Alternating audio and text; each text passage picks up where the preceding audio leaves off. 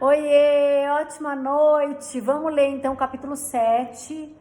A força de vontade está sempre à disposição. Odisseu sabia quão fraca a força de vontade de fato é ao pedir a sua tripulação para amarrá-la ao mastro quando navegarem por entre as sedutoras sereias. Patrícia Correm.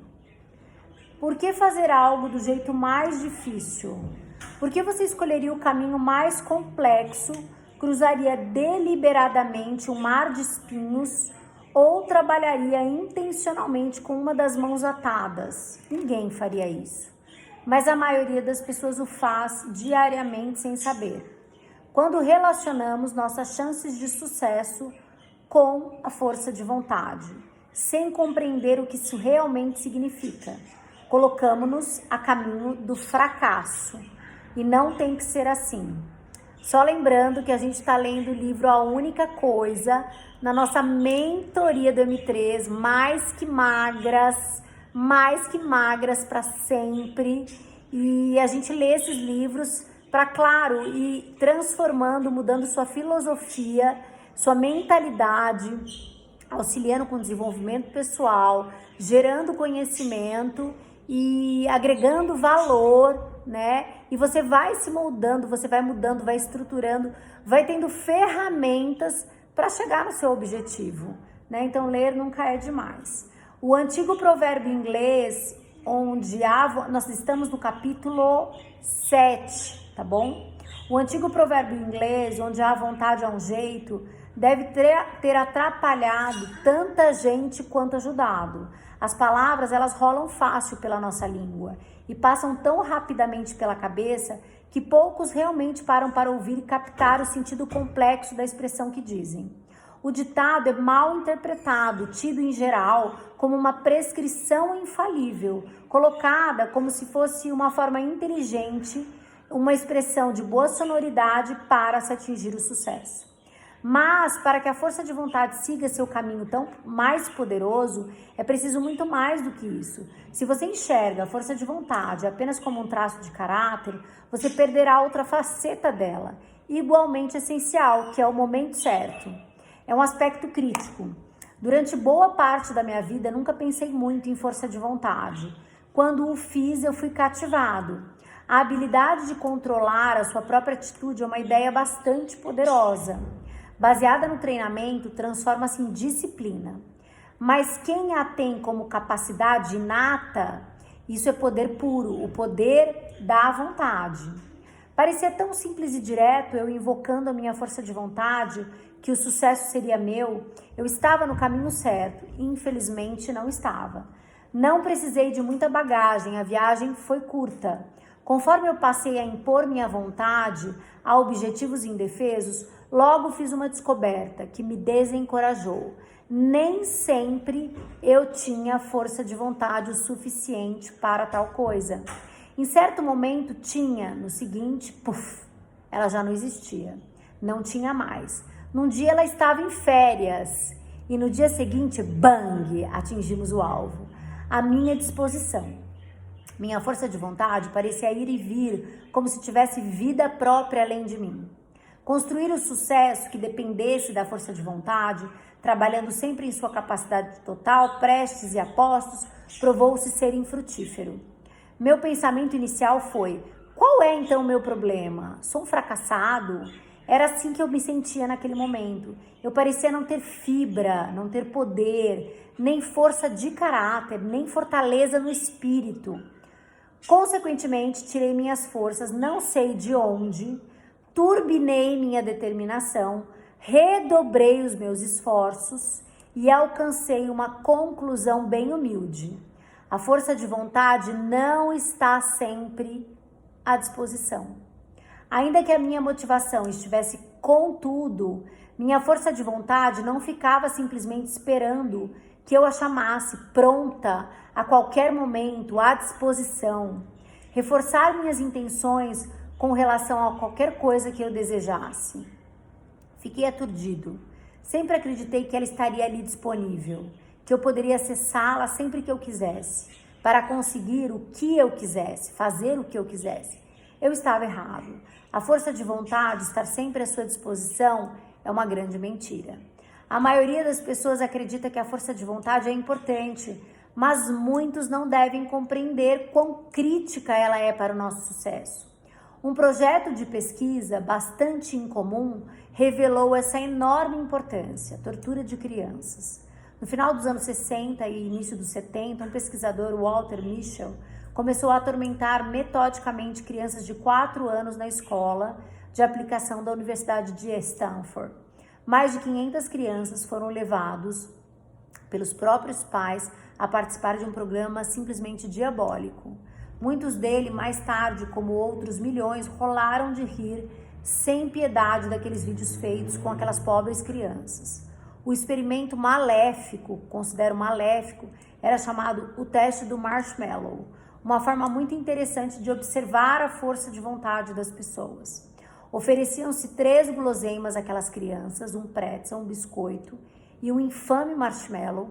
O pesquisador informava a criança que ele precisava sair da sala por alguns instantes e se ela pudesse esperar 15 minutos, ela ganharia uma outra guloseima. Um doce agora ou 2 doces mais tarde. Mischel sabia que havia elaborado o teste corretamente quando algumas das crianças já quiseram desistir assim que foram explicadas as regras básicas. Deixadas sozinhas na sala, com marshmallow que não podiam comer, as crianças colocavam-se em todo tipo de estratégia para aqueles 15 minutos passar, para o tempo passar. Desde fechar olhos, puxar os cabelos, virar de costas para a mesa, até pairar sobre o doce, cheirar, acariciá-lo. As crianças aguentavam, em média, menos de 3 minutos. As crianças aguentavam, em média, menos de 3 minutos. E apenas 3 de cada 10 prorrogaram sua gratificação até que o pesquisador entrasse e retornasse à sala. Ficou bastante evidente que a maioria delas sofria com a prorrogação da gratificação. Tinham pouca força de vontade disponível. Inicialmente, ninguém imaginaria que o sucesso ou fracasso naquele teste do marshmallow poderia significar algo a respeito do futuro de uma criança. O insight veio com o tempo. As 3 filhas de Mischel estudaram na escola de aplicação em que foi feito o experimento. Com o passar dos anos, ele começou a notar aos poucos um padrão quando perguntava às filhas sobre outras crianças testadas. Aquelas que haviam sido bem-sucedidas em esperar pela segunda guloseima pareciam estar se saindo muito melhor, mas infinitamente melhor. A partir de 81, Mischel começou a acompanhar sistematicamente os sujeitos iniciais. Pediu relatórios, compilou as gravações, enviou questionários na tentativa de medir seu progresso social e acadêmico. Sua suspeita estava correta. A força de vontade ou a habilidade de prorrogar a satisfação foi um indicativo de sucesso para o futuro. Ao longo dos 30 anos seguintes, Mischel e seus colegas publicaram numerosos artigos sobre como os mais prorrogadores se arranjavam muito melhor. O sucesso no experimento previu melhores resultados acadêmicos em geral. Pontuação 210 vezes mais alta em média no SAT. Teste válido para ingresso em universidades norte-americanas, maior autoestima, melhor manejo do estresse. Por outro lado, os menos prorrogadores tinham chances 30% maior de apresentarem sobrepeso, mais tarde apresentaram taxas mais altas de drogadição, e quando a mãe de Mischel dizia que as melhores coisas vêm para aqueles que esperam, ela não estava brincando. A força de vontade ela é tão importante que usá-la da forma correta deveria ter prioridade máxima. Infelizmente, visto que ela não está sempre à nossa disposição, empregá-la do modo adequado requer que você a maneje muito bem. Assim como em Deus ajuda quem cedo madruga, aproveite a sorte enquanto ela está ao seu favor. Força de vontade é uma questão de momento. Quando você tem vontade, consegue o que quer, embora o caráter seja um elemento essencial. Embora o caráter seja um elemento essencial da força de vontade, a chave para comandá-la é você saber quando usá-la. Energia renovável. Pense na força de vontade como a bateria do seu celular. Toda manhã você começa com a carga total. Olha, bocejei na hora certa. Conforme o dia passa, sempre que você a emprega, ela vai diminuir um pouco. Então, conforme a barrinha do celular vai reduzindo, o mesmo acontece com a sua determinação. E quando ela ficar totalmente vazia, aí você já era. A força de vontade tem uma carga limitada. Ela pode ser recarregada com descanso. É energia limitada, porém é renovável. Como seu estoque tem limites, cada atitude que você toma e que depende do poder da sua força de vontade deve ser bem avaliada. Ganhar numa situação imediata por meio da força de vontade o torna mais perto de perder depois, quando estará com menos energia. Passe o dia cruzando trincheiras e a tentação dos lanchinhos noturnos pode se tornar um grande problema na sua alimentação. Todo mundo entende que recursos limitados devem ser manejados e bem manejados. No entanto, em geral, nós falhamos em reconhecer que a força de vontade é, nesse caso, um deles. Agimos como se o nosso estoque de força de vontade não fosse acabar nunca. Como resultado, não a consideramos como um recurso a ser controlado. Como a alimentação também é assim, como o sono também é assim, isso nos coloca repetidamente em situações difíceis, visto que quanto mais precisamos da força de vontade, talvez ela não vai estar lá. A pesquisa do professor Baba Shiv, na Universidade de Stanford, mostra quão fugaz pode ser a nossa força de vontade. Ele separou 165 estudantes de graduação em 2 grupos. Alguns estudantes pediu que memorizassem um número de 2 dígitos e aos demais de 7 dígitos. Ambas as tarefas estavam dentro da habilidade cognitiva média de uma pessoa e os alunos tiveram todo o tempo que eles precisaram. Quando estavam prontos, seguiam para outra sala na qual tentariam se lembrar do número. Durante o caminho, ganhavam um lanche por participar do estudo. Podiam escolher entre o bolo de chocolate, um pote de salada de frutas, o prazer da gula ou um lanche saudável, né? O bolo de chocolate, que é o prazer da gula, ou um lanche saudável. E vejam só, entre os alunos aos quais foi pedido que memorizassem o número de 7 dígitos, a porcentagem dos que acabaram escolhendo o bolo era o dobro da observada no grupo que havia memorizado os números menores. Esse pequeno aumento de demanda cognitiva foi suficiente para impedir que ele tivesse uma escolha prudente. As implicações são completamente estonteantes. Quanto mais usamos a nossa mente, menos atenção vamos ter.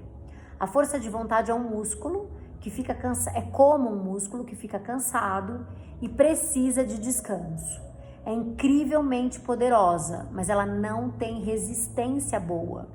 Como Kathleen afirmou na revista Provation de 2009,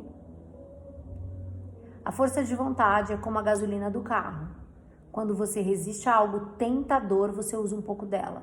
Quanto mais você resistir, mais vazio vai ficando o tanque, até que seu combustível acaba, definitivamente.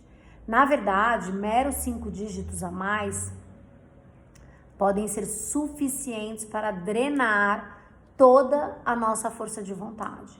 Enquanto as decisões minam essa nossa habilidade, o alimento que ingerimos também é um ator-chave no nosso nível de força de vontade. Comer para pensar. O cérebro equivale a 1/50 da nossa massa corporal, mas consome, pasmem com essa informação, 1/5 das calorias que nós queimamos para obter energia. Se o seu cérebro fosse um carro, ele seria um dos grandes em termos de gasto de combustível. Boa parte da nossa atividade consciente acontece no córtex pré-frontal, que é responsável pelo foco, pelo manejo da memória em curto prazo, por resolver problemas e por moderar os seus impulsos. É o coração que nos torna humanos e o centro do nosso controle de ação e da nossa força de vontade. Aqui vai um fato interessante. A teoria do último a entrar, primeiro a sair, funciona bastante nas nossas cabeças. As últimas partes desenvolvidas em nosso cérebro são as primeiras a sofrer caso nós tenhamos falta de recursos. As áreas mais velhas e desenvolvidas, como as que regulam a respiração, as respostas nervosas, recebem primeiros socorros da corrente sanguínea e praticamente não são afetadas se decidirmos pular uma refeição. O córtex pré-frontal sente o impacto.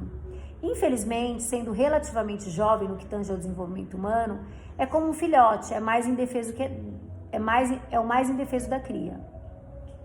Pesquisas avançadas mostram que é importante. Um artigo de 2007 detalhou 9 estudos diferentes sobre o impacto da nutrição na sua força de vontade.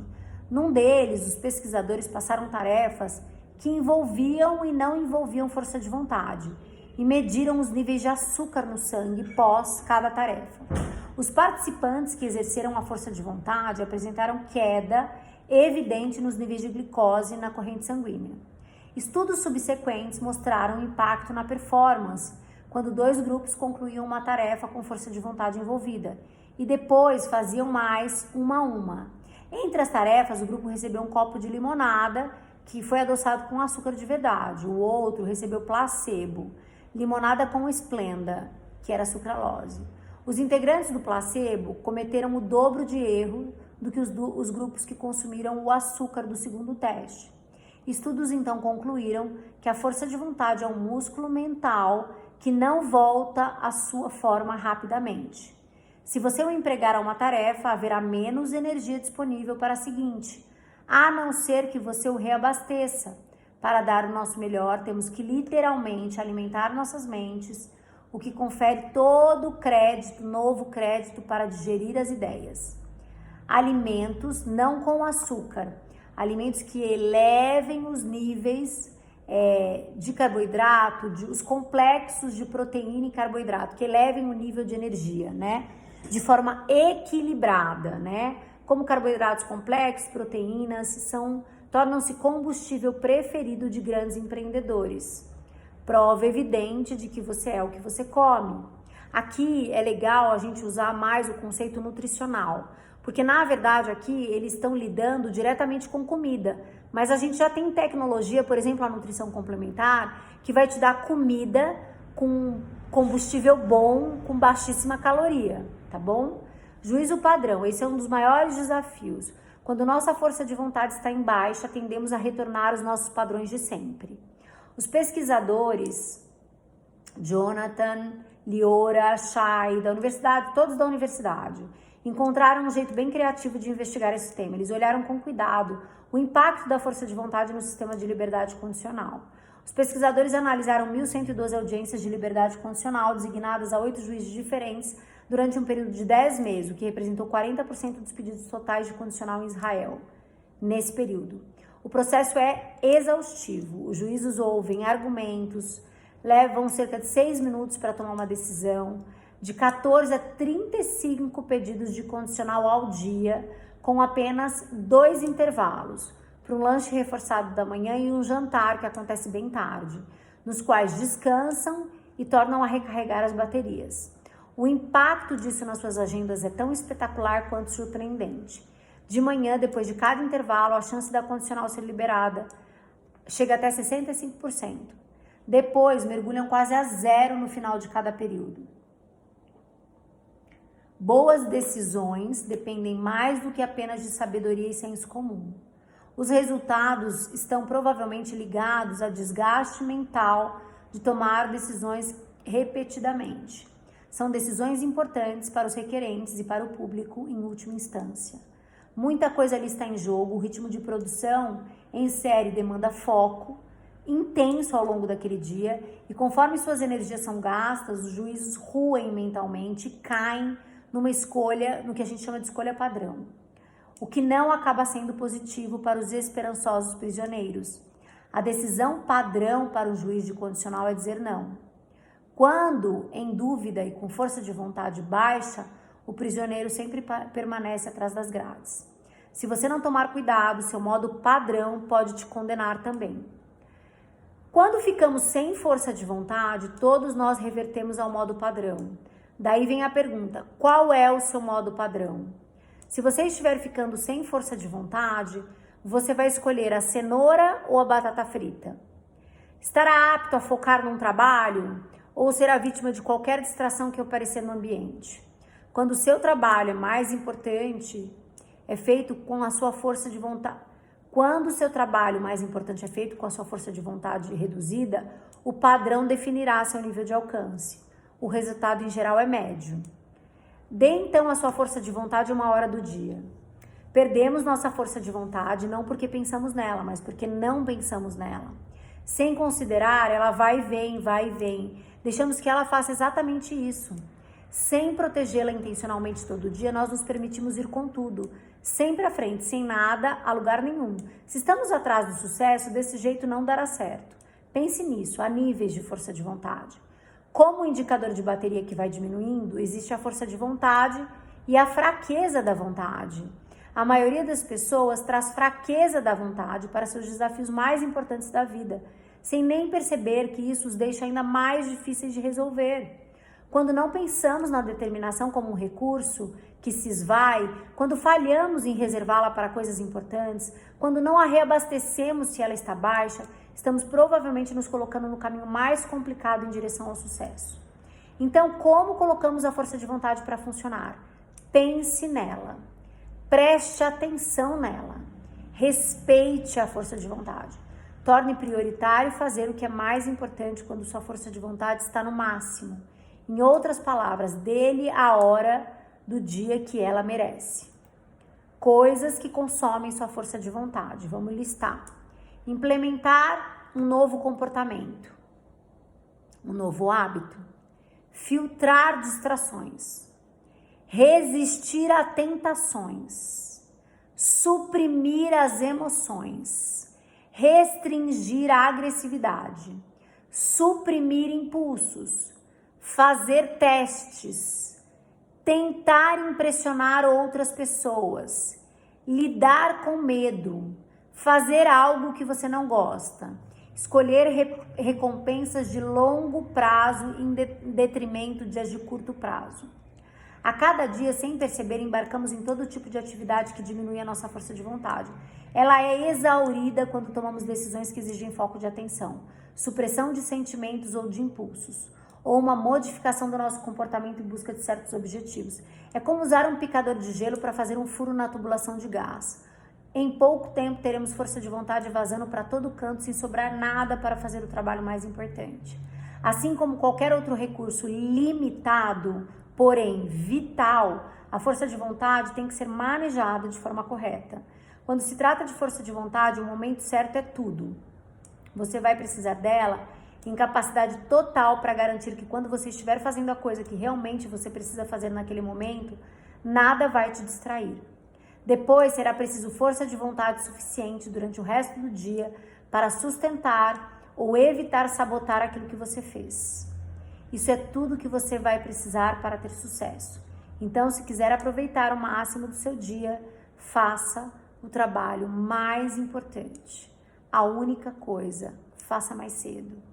Antes que você gaste sua força de vontade, visto que seu autocontrole estará enfraquecido ao longo do dia. Use-o quando estiver na sua capacidade total naquilo que realmente importa. Resumão do capítulo, que foi demais esse capítulo, hein, gente? Não gaste toda a sua força de vontade. Em qualquer dia você tem um estoque limitado. Então decida o que mais importa e reserve sua força de vontade estrategicamente para isso. Monitore seu medidor de combustível. Força de vontade com carga máxima requer tanque cheio. Nunca deixe que o mais importante seja comprometido simplesmente porque seu cérebro estava de tanque vazio. Alimente-se corretamente, regularmente. Olha a nutrição complementar aí que eu sempre falo, meu Deus. Dê horário para a sua tarefa. Faça o que for mais importante primeiro. Todo dia, quando sua força de vontade está no máximo, força de vontade máxima, sucesso máximo. Não brigue com ela. Construa seus dias em torno de como ela funciona, para você conhecê-la, né? E deixe que ela faça a parte dela para te ajudar a construir sua vida. A força de vontade pode não estar sempre à disposição, mas quando você a emprega primeiro naquilo que é mais importante, você sempre poderá contar com ela. Acabamos! Então agora nós finalizamos o capítulo 7, o 8, que já está gravado, e a gente vai para o 9. Não precisa correr, amanhã vai ter que gravar 2 de novo. Um beijo para você, até a próxima leitura. Espero estar te ajudando, apesar de estar no carro, apesar, você vai ver que o próximo vídeo é no carro, apesar de estar bocejando, apesar de pular um capítulo e ter que voltar e gravar de novo, porque o capítulo, só para você entender, o capítulo 8, eu gravei antes do 7, mas é na ânsia, no anseio de não deixar de te ajudar, tá bom? Um beijo.